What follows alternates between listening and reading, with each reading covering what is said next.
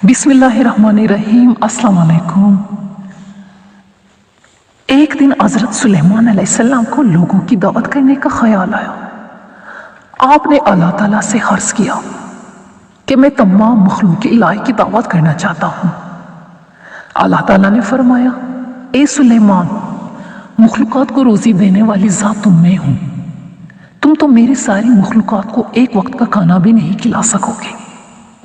हज़रत सुलेमान अलैहिस्सलाम ने दोबारा अर्ज़ किया, ए परवरदिगार, जो कुछ मेरे पास है वो भी तो तेरा ही अता किया हुआ है। इससे मैं तेरी मखलूक की दावत करना चाहता हूँ।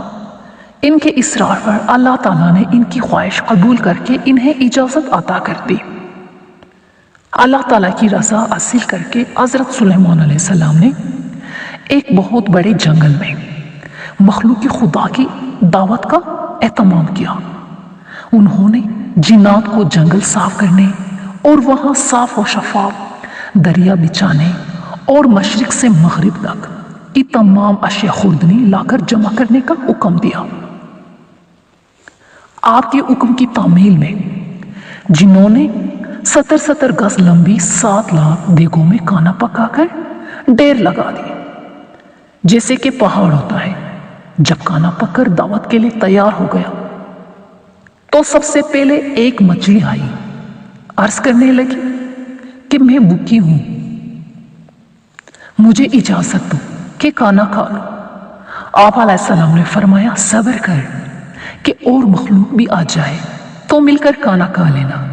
मछली ने अर्ज किया कि मैं बहुत भूखी हूं, मुझसे सब्र नहीं होता, मुझे इजाजत दो तो मैं खाना खा लूं। हजरत सुलेमान अलैहिस्सलाम ने इजाजत दे दी। आपकी इजाजत मिलते ही मछली ने खाना शुरू कर दिया और जितना भी खाना तैयार था तमाम खा गई। फिर बोली, अभी भी मेरा पेट नहीं भरा। ए मछली, तू तो तमाम मखलूकात का खाना अकेले खा गई और अभी भी तेरा पेट नहीं भरा।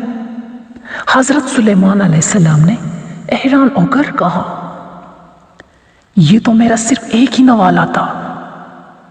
मछली ने जवाबन कहा, मैं तो रोजाना ऐसे 3 नवाले खाती हूं।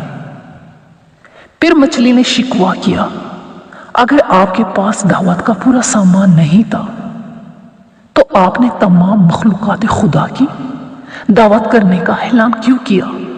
ये सुनकर हज़रत सुलेमान अलैहिस्सलाम फौरन अल्लाह के हुजूर झुक गए और अल्लाह ताला से माफ़ी मांगते हुए कहा कि तमाम मखलूकात की दावत करने की इनकी हर्ज़ू महज ख्वाब था, क्योंकि तमाम मखलूक को रोज़ी देना सिर्फ तेरा ही काम है।